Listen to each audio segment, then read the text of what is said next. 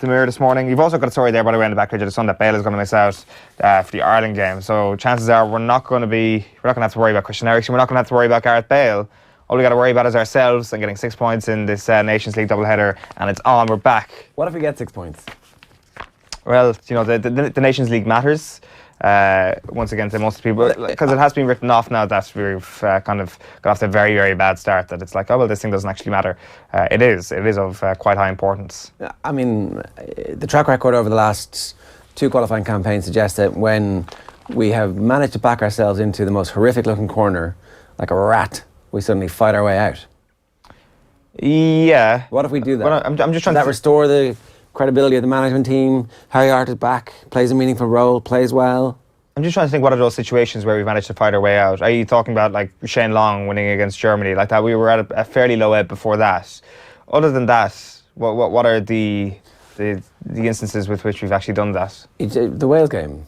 We had to win that game in Wales. Oh, we had to, yeah, but I wouldn't say that things were anywhere near as low as we were out of the qualify.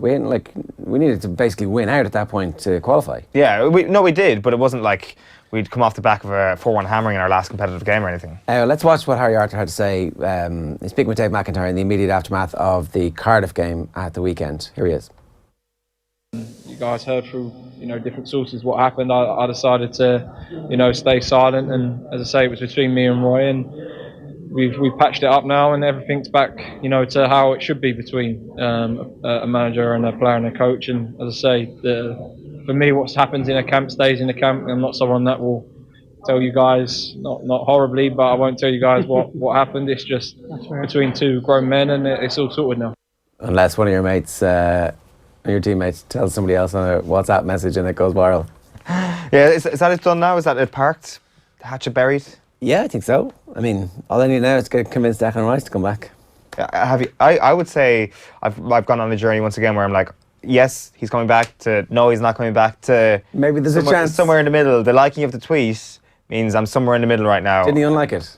Did he unlike it? He did, yeah. Oh, well, in that case, I'm off the train again. No, you're right all along. He's definitely going to choose England. I'm sure he unliked it. We should talk about the fight, right? Yeah. And the fight that happened after the fight. I've been amazed at how much everybody's saying that this somehow is like really damaging to the UFC. And the UFC, oh, this is terrible. Do you remember Dana White was like, oh, this is terrible.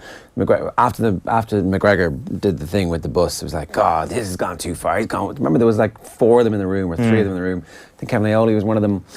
And there was about an hour long where he was just like trying to find out what had happened.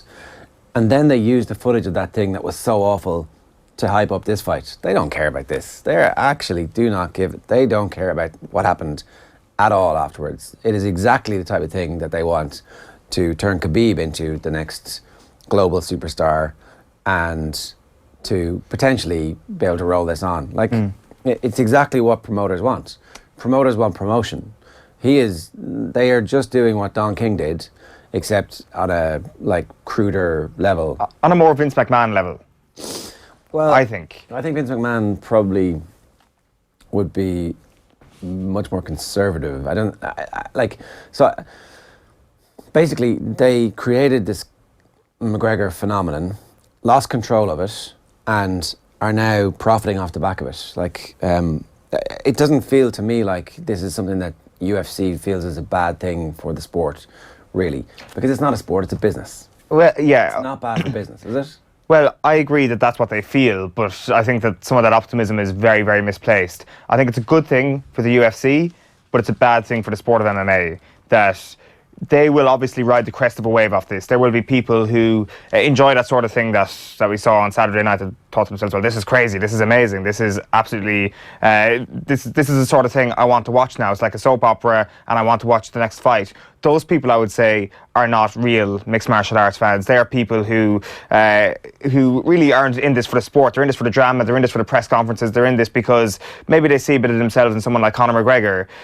Do the UFC therefore run the risk of actually alienating themselves from actual mixed martial arts? But they don't care about it. Fans. But they should probably care about it, because the people who are interested in this are the fleeting fans, the fans that may not watch a single UFC bout once the Conor McGregor era is over, and that is a very dangerous line to walk from the UFC. They're going to watch Khabib next. That's what happens. It's like, you get sucked in. And I think it's just a gateway to other fighters. Like, ultimately, the business model is to create as much hype and bullshit as you can around, from the UFC's perspective. Like, and divorcing these two things, UFC are not the guardians of MMA. They don't care about the success or failure of MMA as a sport or as they just want to make money. And like it recently sold, it's exactly the same as the Glazers, right? It's exactly the same situation as Manchester United and the Glazers. What a lot of football fans still mistake is that the Glazers are not interested in anything other than how much money they're going to make off the club. And that's exactly what the new owners of UFC want. All they care about is making as much money as possible from ticket sales and pay-per-view, and ultimately it's pay-per-view, and keeping the price of the fighters down, so depressing the value of the fighters. So that whole kind of notion of the churn of fighters is really bad for the sport, because it means that fans don't build up a loyalty to them. Fans just want to go, the UFC fans just want to go and watch the fight and see what happens and be part of that. MMA fans, I suspect, are actually watching different promotions, like smaller ones. And, sure. And like, UFC is just a racket to make money. Yeah, like, I mean, Dana White did say in the aftermath, he swore on his daughter's life that he didn't think once about the pay-per-view sales afterwards, that it wasn't on his mind right now. That bottom line that you talk about just wasn't a factor in his thinking, which... I don't believe it. Which was a big statement to make, indeed. Like the one thing that really stuck out to me in that post-fight press conference was the fact that he doubled down on the whole using the bus footage for the fight promotion, where he was like, he used the phrase, it was all part of the story. And this whole idea, and that's why I make the Vince McMahon comparison, the whole idea that it doesn't matter what the part of the story was, it's part of the story, it's drama, and the drama is just as important as the fight. That stuff is scripted and they control it in WWE. Well, yes, of course. It just has echoes of it, if you know what I mean. I'm not saying it's a direct comparison that it completely mirrors what they've done, but a lot of people have got they disagree heavily with the idea that this is sort of, that there are kind of echoes of MMA or of WWE about what happened in this whole Khabib build-up. Do you remember Blind Boy talked about the comparison with Tupac and how Conor McGregor DM'd him saying, "Don't talk about me." Remember that happened? Yeah. Like, this is exactly, it had the exact bang of things getting out of control, the way the Biggie and Tupac thing got out of control because, it's all about selling records and it's just a bit of nonsense. But like, so what Khabib didn't understand was that this was just a bit of nonsense. He took it personally, and I suspect that this might not be finished, and that this has gone out of control, and that you're going to see something that like ends up in a bad situation, a worse situation than what we've already seen. Yeah, like, and the UFC don't care. They do not care. No, I'd agree with you. The thing is, and I know we're going to get into the papers and stuff in a moment, like the whole idea of the brawl afterwards, like, it is sort of a double standard to sort of blame McGregor too much for what actually happened there, considering Khabib did actually instigate that little brawl. But to like, I see people like comparing this to victim blaming, people who are actually calling out people who are saying that McGregor is responsible for all of this because of what he said. They're calling that victim blaming, which to call Conor McGregor a victim in all of this, or he's not. It doesn't really paint a picture of a victim. He literally said in the press conference he was going to murder Khabib Nurmagomedov. He said he would be in jail serving time for murder. Is that a victim? No. Probably not. No. So I think we should park that there for a second, because that's absolute bullshit. You can see the footage from the side where McGregor actually gets up and hits one of... Yeah, he swings first. But even then, I think it's a lunatic jumping out of a cage, which starts this whole thing, really. And it's Khabib's fault for what happened last night. The whole context around it, like, I mean, stoking political tensions between Chechnya and Dagestan, insulting his religion. It is just a fight game, they say, but the fight game just got real, I think, and we're about to find out just how real it is going to get.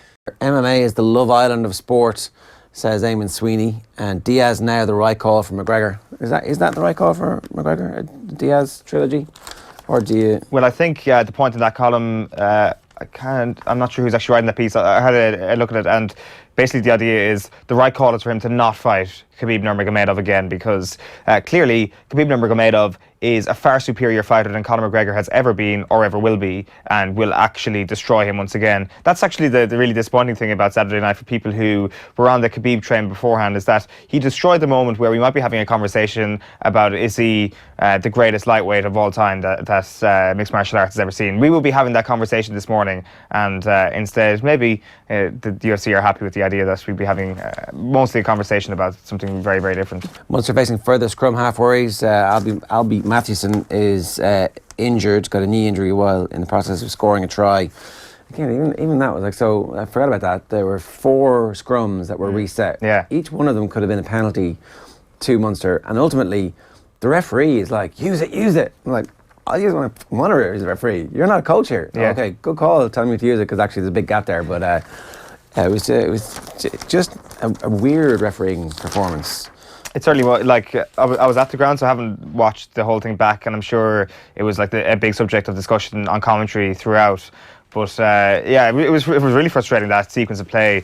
Mathewson, though, looks an absolute fantastic player. Like, obviously he's a former All Black, so naturally they knew what they were going to get. Yeah, and there, good, though. You start to get the sense that however long this Conor Murray absence is going to be, like, it's still very much clouded by uncertainty at the moment. Then Albie Mathewson is a very, very, very capable replacement. In fact, of all the fit scrum halves playing in the country right now, if we include Albie Mathewson in it, he's probably actually the best scrum half. He would easily be second choice in Ireland at the moment. And if he's missing now for the European weeks, that is a massive blow to Munster.